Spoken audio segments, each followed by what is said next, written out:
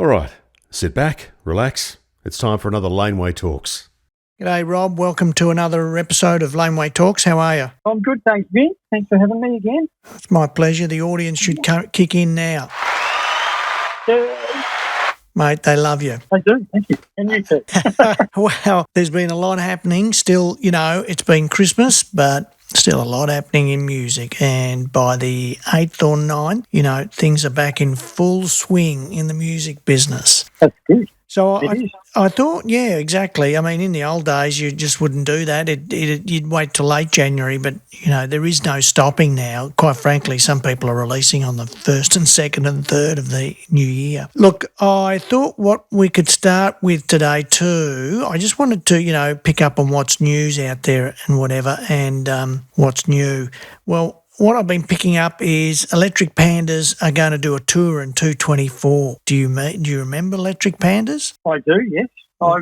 We played with them, not the Soldiers, the band I was in before the Soldiers from Adelaide, the Mo. We played with the Electric Pandas, I think, was it Salinas or Coogee Bay or something? And were they, because I never got to see them live because we look after them at Laneway, and Lynn Buckfield was a sensational singer, and there was a couple of EPs she did after Electric Pandas, which are really good too. But what were they like live? I thought they were pretty good. I mean, quite poppy, weren't they? There's the pop band, really. Yeah, absolutely. The crowd loved them. They had a couple of popular. Oh yeah, they had a couple of hits. They had the hits. And well, that's right.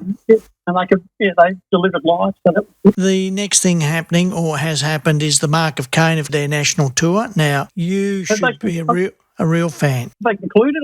Aren't they playing tonight in Perth? A couple more, I think. Because I'm just having a look. Because tonight's Fremantle, the 13th of Jan. Friday, the 19th of Jan, they're in Melbourne. And Saturday, the 20th of Jan, they're in Hobart. Right. Well, there you go. And then that's it, isn't it? It is, yeah. That's remote, yeah. I mean, and my understanding's been so successful for them, and knowing that the guys, because again, we look after some of their product, and they're lovely guys, and of course they're from Adelaide, and they live and breathe Adelaide, correct?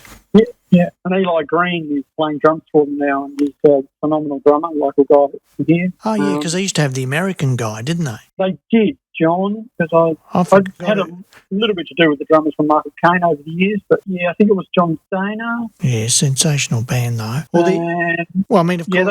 we knew the whole relationship with Henry Rollins, and isn't that where the drummer came from, or that's how it all started? Okay. That's because 84, wasn't it? Yeah. That's how they kind of got the American drummer. He'd championed them overseas, and then this drummer was from some other big band over there, and it was going to be the next big thing. Of course, it didn't happen, but Mark Cain was still fantastic. I mean, what a band.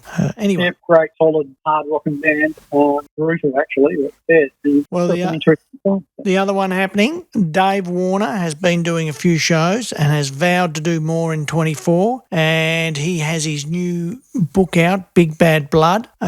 And I didn't realise, I never knew much about Dave Warner. I did like his material because we had it at Mushroom. And, and then we had a video that I found that we put out of Dave Warner live at La Trobe Uni. Anyway, I then just had a bit of a look into his background, and I didn't realise he'd written film scripts, and he'd written quite a lot of books, crime thrillers, and then we had a little bit of a banter across Facebook and whatever, and emails with him. He's not on Laneway, but we would love him to be, but he looks after everything himself, and he's still quite prolific really in everything he does. Anyway, and it was the guitarist who passed away, who, if you look at the video on our YouTube channel, he's just sensational live, the guitarist. I forgot what his name was, but he was just fantastic. Anyway, the other one is D Minor and the Discords are back at it again, and they've done a few shows over Christmas, and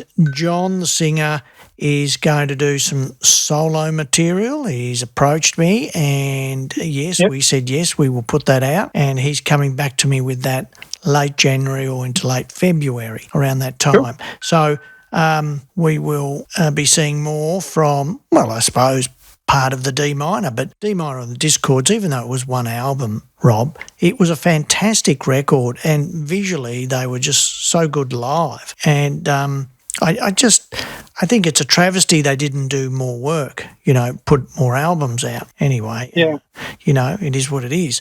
Southbound Snake Charmers have a new release on the way, probably in about 3 weeks' time. We'll be previewing it, I would hope, in the next 2 weeks, and we're really looking forward to that. The Southbound Snake Charmers, on their last video, didn't quite crack 100,000 views. They got 98,500. Yeah, you mentioned that last week. Yeah, and we're just promoting a live show. I went to one of their live shows a week or two ago and filmed it on Facebook, and we're just promoting that at the moment, and that's starting to go a bit spastic too. And I had listened to them today on the playlist. So that's doing well. Also, last Tuesday of this week, we previewed who was it? We previewed Eduardo Miller live here at Laneway Music on our rooftop with the MCG behind us, and that is going ballistic too. I think it's just about to crack 40,000 views on Facebook. Wow. So that's really good. Eduardo Miller being Billy Miller's son from the Ferrets. Is that right? Yeah, and Billy Miller and the Great Blokes and the Spaniards, and that's who Eduardo is. Very talented young guy. It kind of comes through too when he plays light. He's a professional because he's been with his dad, played with his dad so many times. Billy Miller used to frequent a gig that we did at the Linden Tree Tavern on corner of Esplanade and St Kilda. We used to start at 1 and finish at 5, so it was a very late night gig. But Billy Miller used to rock up and get up and do a few songs. Yeah, no, that was a really good show. We are considering doing another one, so we'll think about that next week. And a week ago was the anniversary of the release of the Frampton Comes Alive classic record. It blew me away. I can remember it really clearly when it came out because me and my brothers loved it so much, and we'd put it onto cassette. And when we used to come back from our beach house with our parents on a hot Sunday night, and I don't know, the weather was a lot hotter back then. They tell me it's going to get hotter now, but I'm telling you, it was hotter back then. And we did have a cassette player in the car. It was an old Valiant, and we used to listen to what was that? What was the last song? The really long one. Do you? Feel Like We Do. Yeah. And we'd play, and man, it blew us all away. We'd just listen to it all in the car while we're driving home. Fantastic. So a lot of memories from Peter Frampton and that album. It was just a classic record. I'm actually looking at it as we speak. So. Yeah, well, I got the. I remember when they did the remastered anniversary edition CD, and I asked the finance director at Universal, could I get a copy? So, of course, promptly he sent one over. And, again, it had been remastered and whatever, and just fantastic. So I don't even know if I've still got that. I usually try and keep those special ones. The vinyl? No, this was a remastered CD. They weren't doing any vinyls, mate. That cost too much money. Yeah, right. This was just the, whatever it was, 30th anniversary or 25th anniversary, whatever. Okay, so we're going to move on. We're going to move on to have a bit of a discussion about one of the bands we discussed last week, and that is Detective. So, Detective were formed in 76. They signed to Swan Song and released their debut album 77. Band members, Bobby Pickett, Michael Desbars, Michael Monarch, John Hyde and Tony Kaye. Now, they did do the second album, and I did read some reviews and discussions with the band, and there was a lot of talk around the usual talk that I've always encountered throughout my career when bands don't make it, and they go, there was a lack of support from management and the record company. And that was what they said. And I find that a complete cop-out, Rob, when bands say that. It's like you have to make it happen yourself, and don't indulge in, well, it's my management have to make it happen, I'll just make the music. That's just not enough. It just doesn't crack it for me. I mean, what's your opinion on that? I had similar experience. So, you can just smash your head against the wall, try and long enough sometimes until your head starts to split open, so you move on. So without actually being there and going through, you have to have a little bit of scepticism, I suppose. And, where's your source on the information of what happened with the band? Because I remember that album when it came out. I've got a fantastically taped it once again, played it in the car as you used to, and crashed it, the first album, and disappeared, and I could never find them again. It was very difficult. So that's sad, because I think they were Zeppelin-esque, but I suppose that was a good model to have, and they're on the same label. So they did comment that the label was an indulgence label by Led Zeppelin. Led Zeppelin were all over the place by that stage, and they had no kind of interest. And, then it's back to management let them down, and obviously the label let them down. I've heard it all before. If you don't make it, you don't make it, and you just but it's a very narrow window, Vince, isn't it? To try and swap the stars got to line up a lot. But that's the same. But that's the same now, isn't it? The narrow window. Yeah, it hasn't changed. I don't think it'll ever change. It's just a matter of getting through it. There's so many. I'm just looking at that first album. There's so many great songs on it. I had another listen to it. I've listened to it a couple of times, the full album, over the past week. And Detective Man's a great song. Yeah. One More Heartache. I didn't think the second album was as good, did you? No, it's not, actually. I'll agree with you on that. It's a little bit sad. I didn't realise they had a second album out. Yeah. It was a terrible cover. I always remember it. Terrible cover. Yeah, that's so that's the Detective. I mean, I don't know that I saw them as a Led Zeppelin-esque band. To me, they were. I said Led Zeppelin-esque. Yeah, with the vocals and the heavy guitars. And I thought they had a real sound. I thought they had a sound of their own, Rob. Yeah, they're a bit more keyboardy. Yes, I thought it was a bit more contemporary, I suppose, in a way. Yeah, that's true. That's true. I didn't think when I heard it back in the day when it came out, I liked it, but I never thought they were going to be big. I didn't think it was good enough. I didn't think there was any hits in it whatsoever. Yeah. I mean, I like grabbing hold of bands like that people don't really like and having it your own. Yeah. Absolutely. I mean, we all do. You have your little band that nobody's heard of, and you go, this has just got some crackers on there. But I thought they were good songs, but not crackers. Anyway, we move on then to Hackensack, which I know you couldn't get you couldn't have a listen because it's not available. I did a bit of research because it's one of my favourites, and I've got it on vinyl, and that's all. It did come out on CD. I did read there in England. I always thought Hackensack were an American band. It is a real Southern blues rock album. And I never looked into it too much. I can't believe this, that I always just thought they're American. You've only got to read where they recorded, but it was in England. But then, they could be from America recording in England. Anyway, on reading, they were English. Yes. The singer was Haystack Calhoun, Hackensack. He was huge. And one of the jokes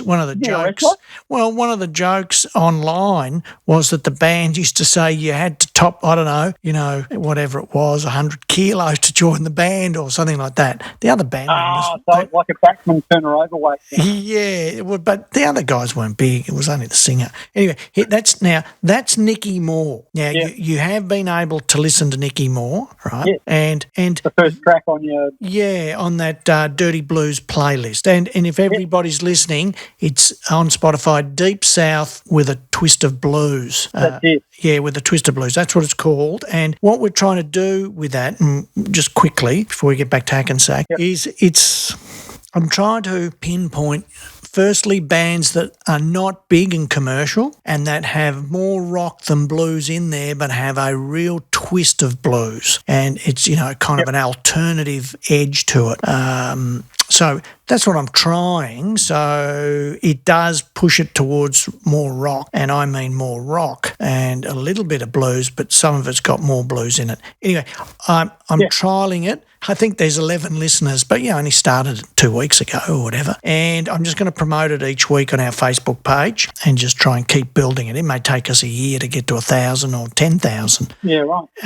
But I'm going to keep, churning over tracks in there, and that's half the battle too, is that you've got to turn those tracks around and you've got to find new tracks.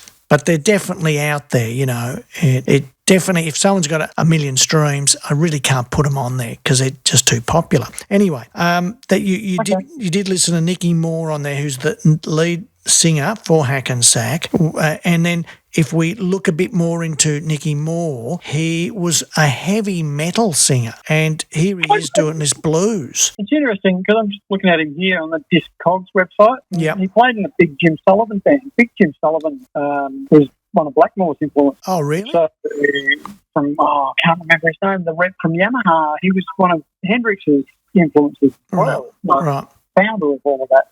Big Jim Sullivan, I'm sure that story came out like that. Well, there's a lot of albums this Nicky Moore has played on. Yeah, absolutely. I mean, if you go through it's Samson was Bruce Dickinson's first band, or he sang in Samson. So then he took over from Bruce Dickinson when he joined Iron Maiden. Yep. He then formed Mammoth, and we all know Mammoth, don't we? We do, yeah. Yeah. So then he is Mammoth, and then there was a string of other bands, and then he's come out 30 years later with I think the Nicky Moore Blues Explosion or whatever it's called, and he did that, and there's definitely another 2 or 3 different bands in between there, and always with quite well-known musicians. And but then you got this guy that's a real kind of blues.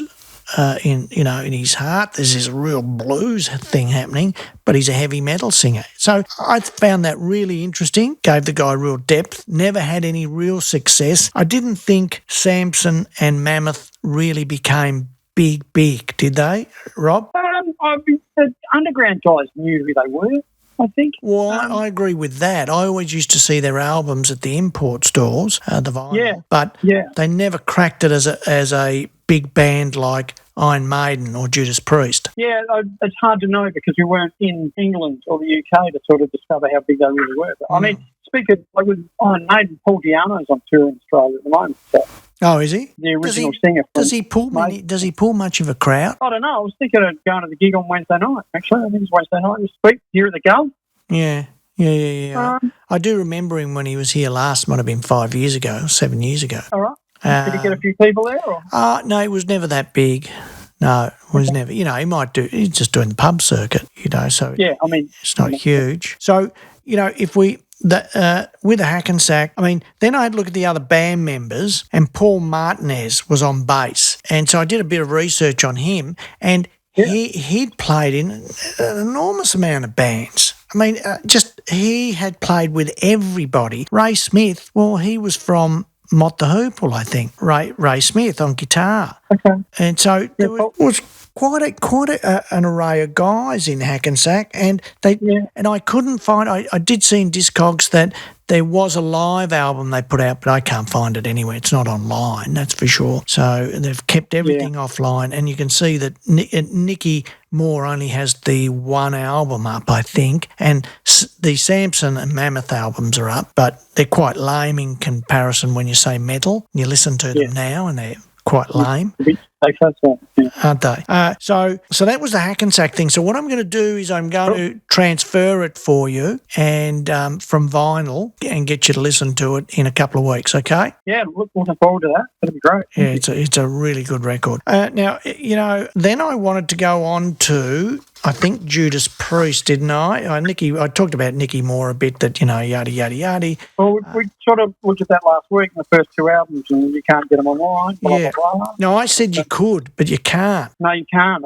So we need to confirm a mistake I made is that Rock'n'Roller and Sad Wings of Destiny are not available online, as the band don't own the rights. Not on any of the notable platforms. No, that's right. They were released under the Gull label, and I have a few albums from Gull, the label. Okay. Now, Isotope are one of the bands I have who were on Gull, and Isotope are a absolute favourite of mine, jazz rock band, and they mix in there with Phil Collins and X when he was in X, another jazz rock band. To me, they come up as one of the best in the world, and Isotope is just sensational. So I knew about the Gull label, and there was a Kran were on there, and Kran, German, I think, and a few of these other guys that were on there.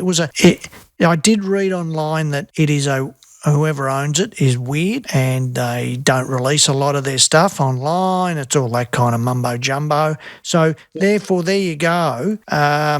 what they You can get the album on YouTube, actually. Rock and Roller. Oh, yes, yeah. Someone's put it up, obviously, illegally. They can get that taken down, but, obviously they don't want I don't know how they do that. How do they get away? Well, because if nobody puts an objection in, it'll just sit there, and that's that. Okay. The full album's there.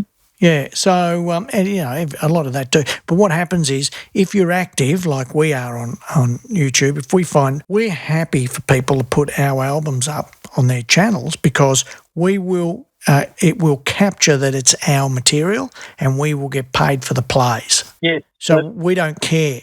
But when you got something like this, when there's a rights dispute and it's not available anywhere else, it's dubious whether it should be up there. Because, who's getting the income? Because the original label is not doing anything because they haven't got it up on the other DSPs. So very strange, but that's how you do it. You just put it up, and if nobody objects, you're fine. If they do object, it's down. It's got 233,000 views. There you go. It's, it needs 1 million to make some money, but it's still up there. And is it the quality and all that? I would have thought that the band would have re-recorded the albums like Taylor Swift, that they could have re-recorded the records and then put them out again.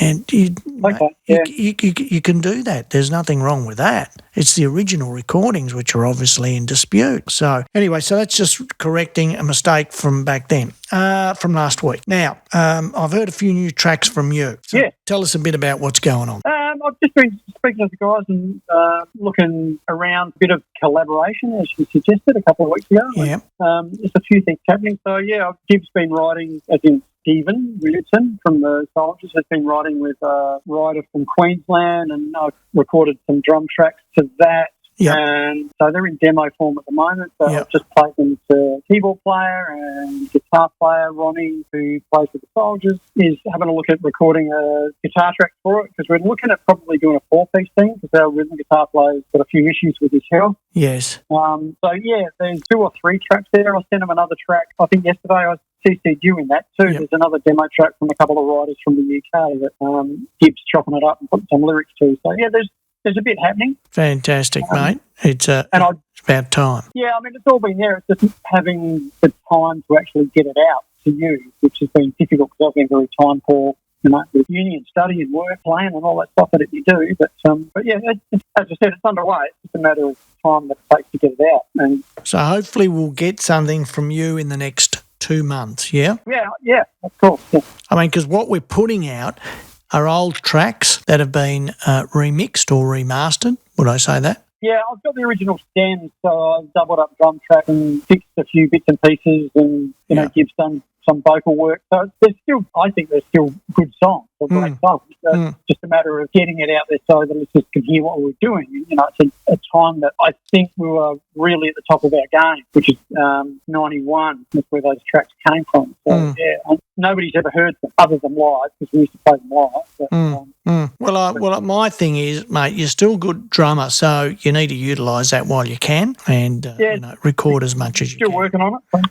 So what have I got coming out? There's a new Radio KSG track, which I got the other day, which we're just waiting on a cover art for. So that's coming out. We've just completed another Deep South song, which has Kent Steedman, Anna Carell from Spain in it, and she's over there, and then Craig Bloxham from Spy vs. Spy on bass, and just needs a few tweaks, but we all kind of agreed it was pretty good the other day. So, and I think it's probably the best song we've done with that band to date. And then we have a new band, which I mentioned, called Bullet Tramp.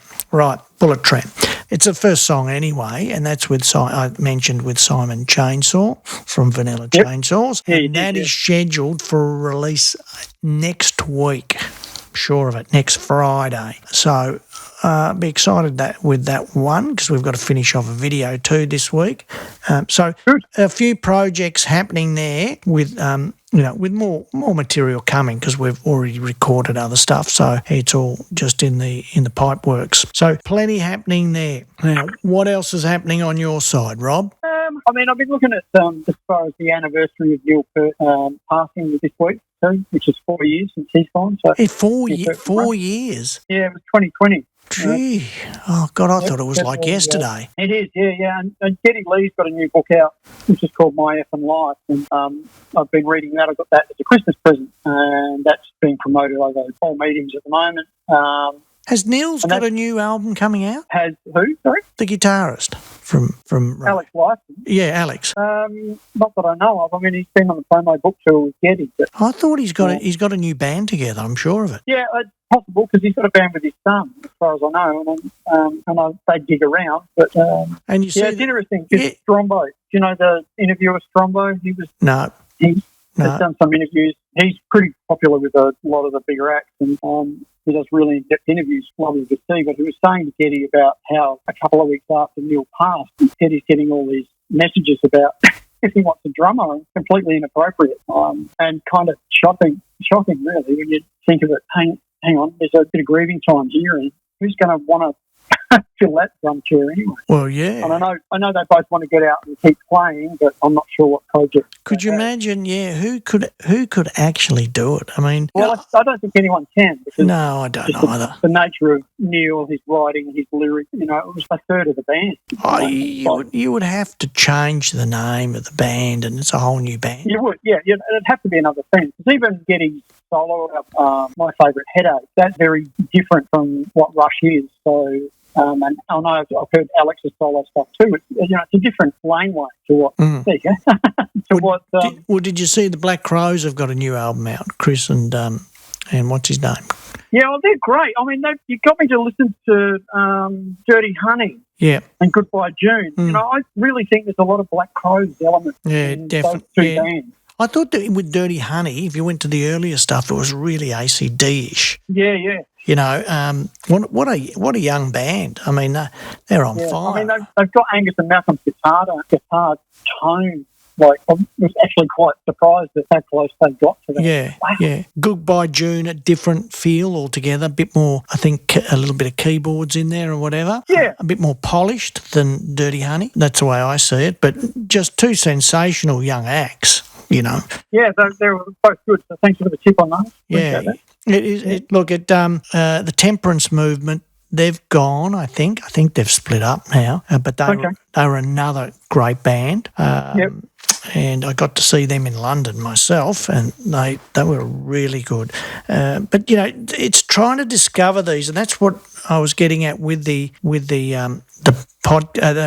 playlist. It's trying to get to all these artists and go, wow, it's the research involved. It does take me hours because I'm also with the playlist trying to make sure I'm picking out, if they've got 3 albums, the best track out of those. And for me, the best track is the most commercially accessible track, right? That may not be what you see as the best track, but for me, it's the most commercially accessible. So one that's got all the ingredients to make it a hit, the chorus and the riff in it or whatever. And it is, you got to go, you just got to keep listening to all their songs and go, right, that's the one. But that's the one for me that I think has got it. But again, finding all these acts, I just go, wow, they're just, there's a plethora of them, and I'm mixing in some of our acts in there, some of our blues stuff, which is some alternative blues. But, there's a few there like Larkin Poe, just absolutely fantastic. Black River Delta, I thought were great. Jack's Hello, wow, just fantastic. You see I put a Datura 4 in there, which is what's his name from the Stems. I had to put that in there.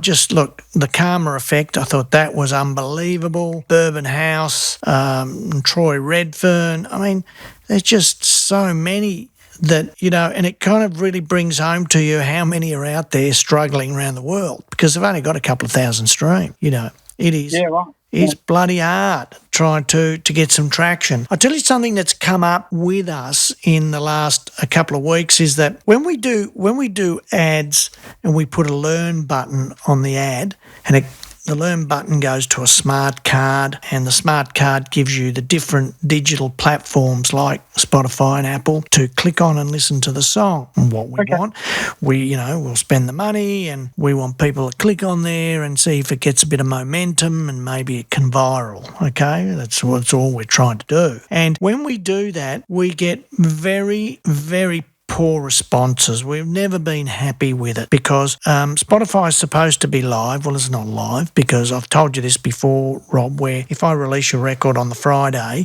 there's no results in the dashboard for at least 3 days. Well, if it's live, how come if it got 1,000 streams in the first day, why isn't that there the very next day? So it's not live, not in any shape or form.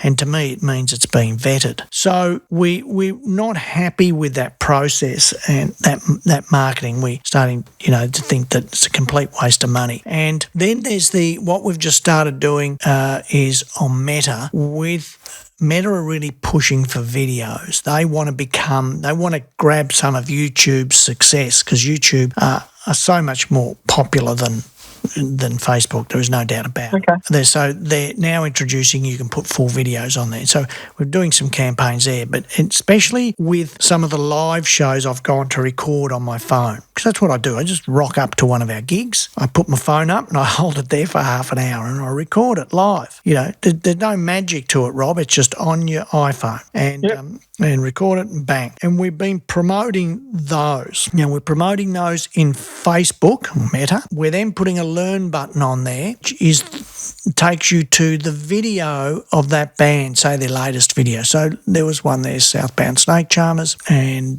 even Eduardo Miller. So I've gone to their videos.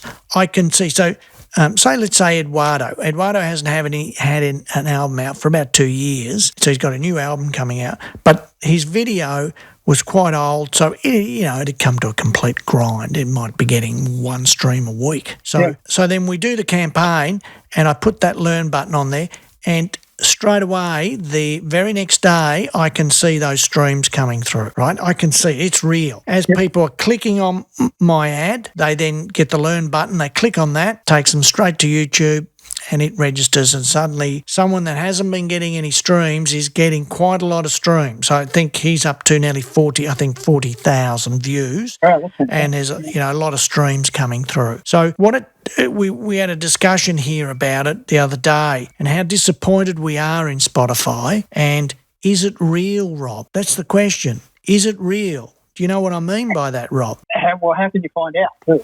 Well, you can't. Is it real? Are those streams real? How come I can track my clicks by putting a pixel in my ad? So it might say it got 1,500 clicks onto the smart card, which then you would think people would click onto the song, but I look at the song and it's had no streams on Spotify. So, can we... So what are people looking at? Well, can we trust what they're doing there? Because we all know that Spotify is a clandestine organisation in the sense of how it operates in the back room. Nobody knows. And so is it real? Are they fabricating figures? Are they excluding figures, Rob, that go in there and they go, they don't get enough anyway, so bugger that, we're not going to let those through. Do they do that? Well, I don't know whether you've ever seen it. It was a while ago I saw a video. I don't know what the source was. I can't remember at the moment. But it was a room, and I think it was in China. It was a room full of iPhones, like we're talking thousands of iPhones, and they're just playing songs. Each phone has a different run of songs, and there's thousands of rows of these songs, which are essentially... I haven't seen that. Essentially play. So they're playlists, but they just keep running. So if you think of that, you go, well, that's not real. It's like the record reps used to go into the record shop and the whole payola thing, they go, we've got 100 years here. I can tell you some crazy tricks with in the days of CD and vinyl. In the 70s, so I know a lot of those tricks because I saw the reps doing it. I saw the figures come back, and I was in processing and sales, so I saw how it was manipulated. Fair enough, and a lot of those figures went to magazines, and then those magazines manipulated those figures. And, how do you believe that's from the 70s? How do you believe the top 40 is real? Yeah. Yeah, I'm flabbergasted. Well, this, I think we've proven that you can't trust what you see. As you said, it's more clandestine now. It's even deeper down that rabbit hole. It's like, how can you trust it? I was just blown away. I thought I've just given up with Spotify. It is so difficult to get streams on there, and I look at them and I think, come on, what's going on? And then I look at YouTube and what we're doing there, and it's real and it's live and it's happening, and I can see it happening straight away. And it tells me, is it the beginning of the end for companies like Spotify? And what happens with Apple Music? Do you get any data back from them? Yeah, we get Apple. We get Apple. They're just so insignificant. They only they represent just under 10% of the market here. Is that right? Yeah. It's a company that, let's go back 15 years ago, were 70% of the market, as Spotify are here at the moment. They're like 60-70%. Okay. And they let themselves go down because they used to say that there was no money in music for them. So I don't know how that happens when you're getting all that money coming through. There was no money in music. Yeah. And that they didn't care, and they just let it slide because it wasn't where their profit margins were greatest. So, what percentage has Spotify got? Spotify here, it's like 67%. All right. Now, in America, it's a bit different. My understanding is Apple are probably 30%, 35%, and Spotify are probably about the same. And then you have the Amazons and Tidals and all those kind of things there. Deezer in there anyway? Yeah, Deezer in there, yeah. But they're not, they might be 5%. So it makes up there. But then you go to Europe and you're back to the Spotify, 60-70%, and Apple, 10% if you're lucky. It was down to like 5 or 6% 3 years ago, and they picked their game up a little bit, but they're not a significant player anymore. So we don't look at Apple stats because we're not interested. They don't have the artist dashboard and all that kind of stuff, Rob. So Spotify give you the ability to go in and do all that kind of stuff. Apple, they do. Yeah, don't really have all that. It's all them. It's like trying to put a podcast on Apple is really difficult. Whereas with our podcasts, we put them out through Acast, and Acast just pushes it out everywhere. And on Spotify, it just happens. To get it onto Apple, that's a different story. See, once again, there's this complete closed shop. Now, there was good parts to that in the past, is that Apple were closed shop, and therefore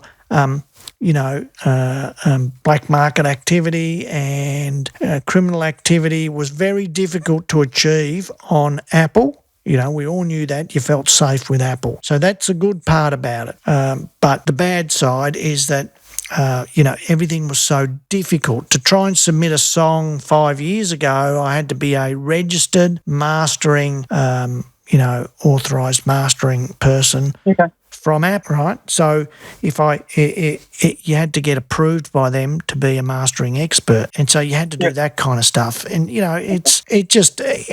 it made everything was so difficult. But they say it was all in again to thwart the black market and all that kind of stuff, and also to keep the standard up. And there was truth to that. Also, they were definitely in a heyday keeping standards up. But that's all gone now. They don't even get. You don't have to be a mastering expert or an authorised mastering person put tracks up on Apple. That's all gone. So it's what we call here in the office the Wild Wild West, because that's what it is out there, the Wild Wild West. And so that's why we've gone to Laneway Red, which is just about there, Rob, and we are going to release our own platform, and we're very excited about it because it'll be very transparent and it'll have a lot more eco-friendly or music ecosystem attachments to it. So, if you want to put your gigs up on Spotify, it's not easy. If you want to put your merch up on Spotify, oh man, that's really hard.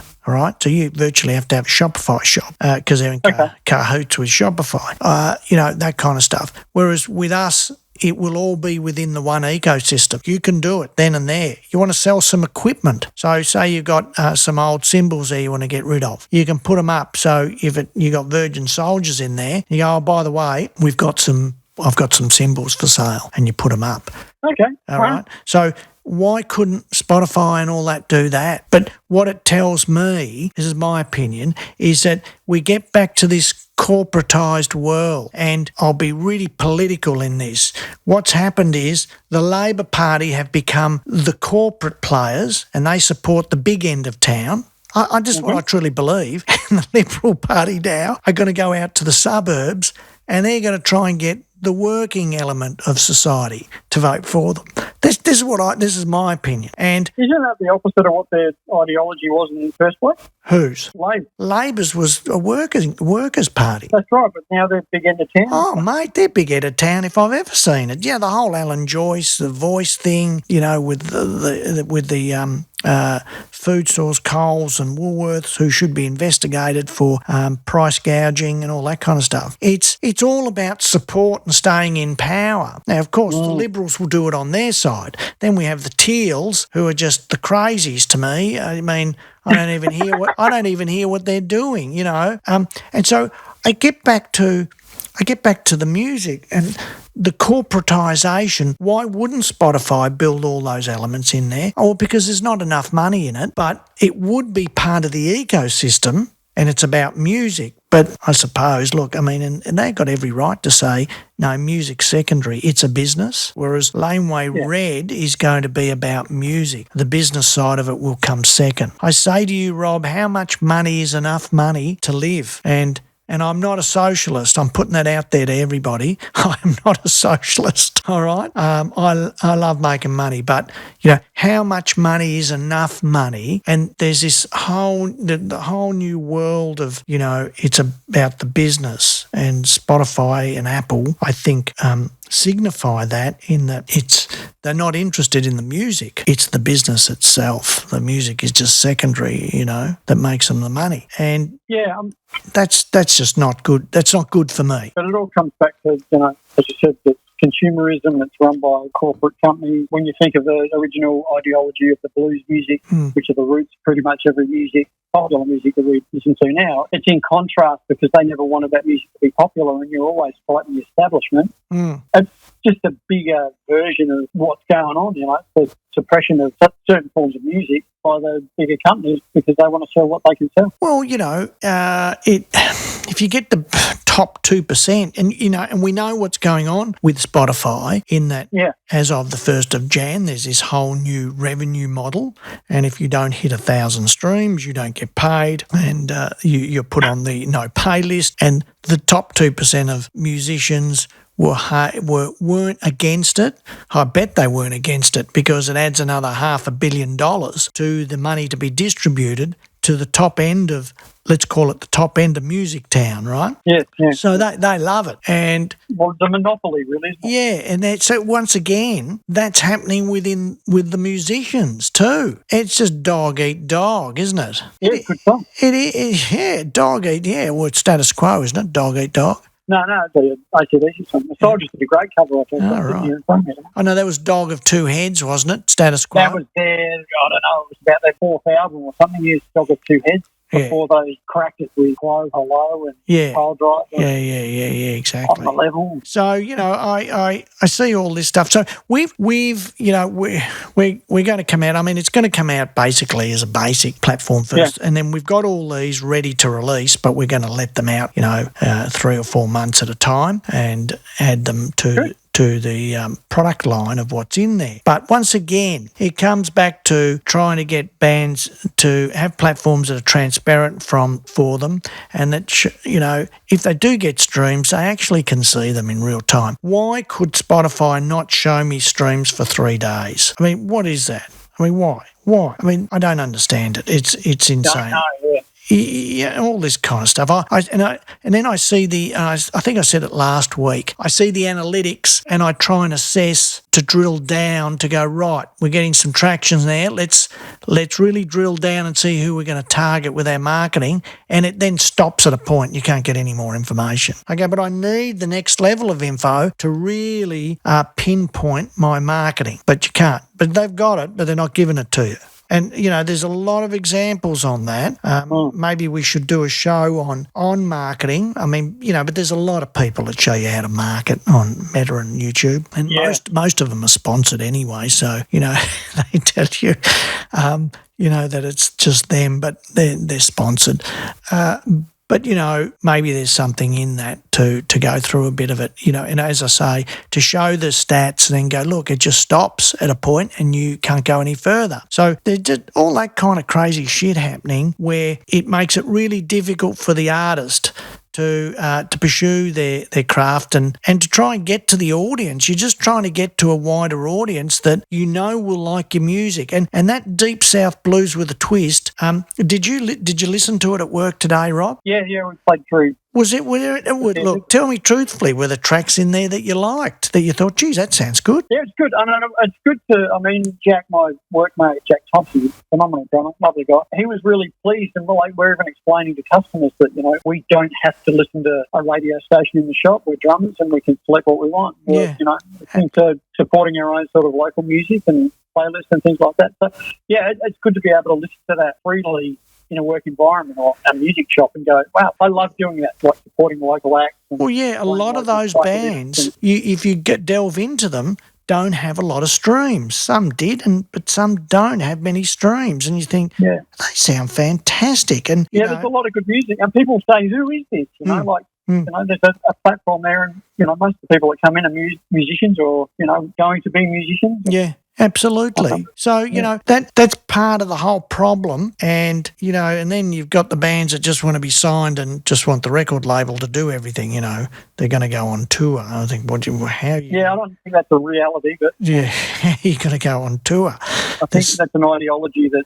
doesn't really exist. But... No, it doesn't. No, there is so many. Maybe we should have a show on... How am I going to start my band, Rob? And what am I going to require to try and make the band popular? And there's a lot in that. You really, right from starting finding your musicians who are committed with the same mindset and are available 24/7 because that's what it requires. Yeah. And then what are we going to do to get out there? Because it's social media these days. And so, how and why. And, as I said, we had did the rooftop show here this week, and someone, I think it was Paul Janowskis from Cattle Truck, he wrote, these are fantastic, you should do more of these. And I go, yeah, well, what about you, Paul? And you did the one with Craig, didn't you, Craig Horn? Oh, yeah, that was downstairs. We did that downstairs in the office. We didn't do it upstairs. We wanted to, but there was complications. Okay. But we want to do it on the roof. So, and I'm trying to think of who we'll get next up there. But why do you do it? You do it because it's a live show, and live is worth gold on the Meta platform or on the YouTube platform. Yeah, you said that. And then you can boost it. So, as I said, if I was to go in there right now and tell you, I'll log into our Facebook and I'll tell you what are we up to. I bet you it's over 40,000 for Eduardo Miller. Let me just have a quick look, and that's like 3 or 4 days in, and that is phenomenal. I mean, we just put up so where are you looking at that? On Facebook. You can't see it, but I can. Okay.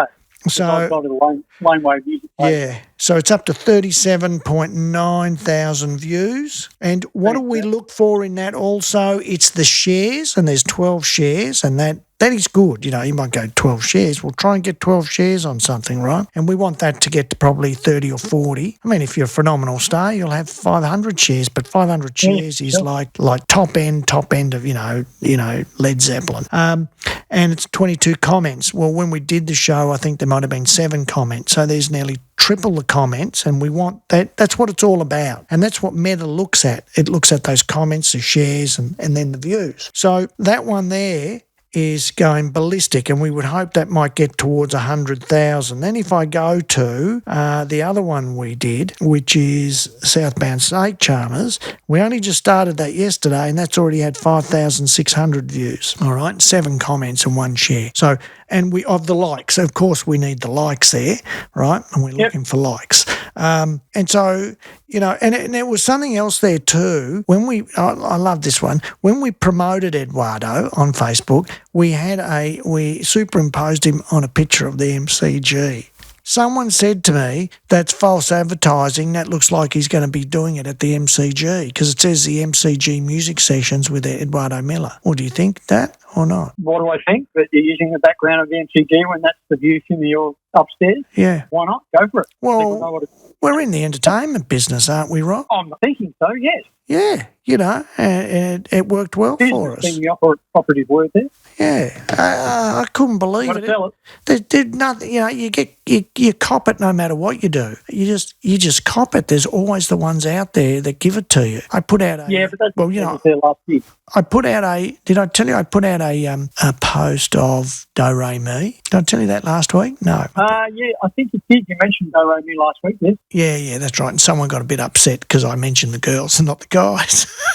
I just said, serious? Well, I was watching Ricky Gervais, however you say his, Gervais, a comedy stint came up on my YouTube feed yesterday, and I thought it was so funny because he said, he goes, if I say you're gay, he goes, you can sue me, you know that? Because that's slander. Okay, so you're gay, Rob. You go, no, I'm not. I'm going to sue you. He goes, so what I can do, he goes, I can go up to people that are gay and go, you're not gay. And they go, how dare you? I'm going to take action against you. He goes, no, you can't. He goes, there's no law that says I can't say you're not gay. I mean, if you look at that, that is just so funny. Is it true? If I say you're gay, you can sue me. If I say you're not gay, you can't do anything about it. There's nothing wrong with that. Society gone crazy, mate. Anyway, that's it. That's it for today. We'll get some notes together for next week and get the next show going. And I just saw that Nothing Sacred is supporting Pauliano too. So a shout out to Nothing Sacred boys. Well, who's that? Who's Nothing? Great band. Well, who are they? Nothing Sacred. I've never heard of them. They're one of Melbourne's greatest metal bands. Metal bands, are they? And they're still out there gigging. They're playing. They've got new music out. So what are they, 60s, 70s? No, they're 80s metal. 80s metal. Yeah. So they've been in their 50s. Yeah, 50s, 60s. Yeah, same as me. Yeah, gotcha. Same as us. Is there any new metal bands? It's all great. That's great, and I'm saying that's great. That's if you tell me they're good, they're good. Yeah. But is there any new young metal bands out there? Have you come across any? Hundreds. Really. Well, it would be good for you to bring some up, and so I'd love to look them up online and see what they're like. I mean, I don't know about you, but I find it really difficult to find young acts outside of your poppy or really indie mafia acts. I'm not coming across a lot of real young ones. We've got Buzz and the Pickups, the Fuzz Rays. They're young, early 20s. 20, 21, 22. And that's it, really, in the young range. And I find that whole area of trying to find young acts really difficult. And imagine if you could do that on Spotify and go, give me all metal acts that are in the age bracket of, the members are in the age bracket of 20 to 30. Yeah, that'd be great. Because it would tell you that it's new metal in a sense, wouldn't it? Because... Yeah, but the thing is, there's so many subgenres which make it very difficult because you've got death metal, you've got thrash metal, you've got black metal, you've got speed metal, you've got classic metal. There's lots and lots of subgenres that it's split into now. But how do you find them? You put into Spotify. I know we keep talking about Spotify, but it's the main player. And you put in there, because I try it with this Dirty Blues with a Twist. You put in there metal, and it comes up with all the popular metal bands. The old ones, and you don't get any kind of new stuff there. I think you've got to refine your search parameters a little bit. Yeah, well, new metal. Well, I'll try that because, as you said, there's so many genres. I'll fish out a few this week. Well, what it therefore comes down to is knowing what those new genre names are. So I've got a list. Subgenres. Yeah, I've got a list in my research, actually. One of my references, I've got a list of all these different subgenres. Well, I'd like those. If you could pop those over so I can start doing a bit of searching then on those. All right, yeah, I'll print it out and send it across to you. All right. Yeah. Okay, that's it for this week. That's good. Let's talk to you next week, and I'm still waiting. I've heard a couple of tracks from you, so as I always say, I round off the discussion with, when are we going to see your brand new track? March the 20th. March the 20th, all right. I'm going to note that down. Did you? All right. Did you hear the one that I sent to you? I did. What I said was that I liked it. I got to, that first 30 seconds, I liked it, but as it got to, say, between 20 and 30 seconds, I go, well, hold on, I'm getting a little bit bored now there. But then the guitar cracks in. I go, oh, geez, that sounds really good. And that was really good from there on. So, and you said, well, it's just a kind of demo. I thought, well, there's plenty of depth in that song to get it out, no doubt. Yeah. Well, it's a good song. Yeah, absolutely. Quite fresh for, and if that's a Virgin Soldiers song, that's quite fresh, because a lot of your stuff is still dated to me back to the Virgin Soldiers, so it just sounded a lot fresher and newer, and It is, well, because it's written in the last couple of years. So. Yeah. So, I liked it, mate. So that you guys, is that potentially the next one, is it? Yeah. Yeah, fantastic. It is, yeah. All right, good stuff. All right, well, there you go. Everybody heard it. March the 20th, we'll put the clock on now, okay? All right. I've written the date down. All right. There you go. There's a drum roll for you. Look what you've become. That's what it's called. Okay. I'm looking forward to it. All right. See you, Rob. See you, Vince. Thanks, mate. Bye. Well, there you have it. Another Laneway Talks. If you enjoyed that, just search Laneway Talks for more great conversations.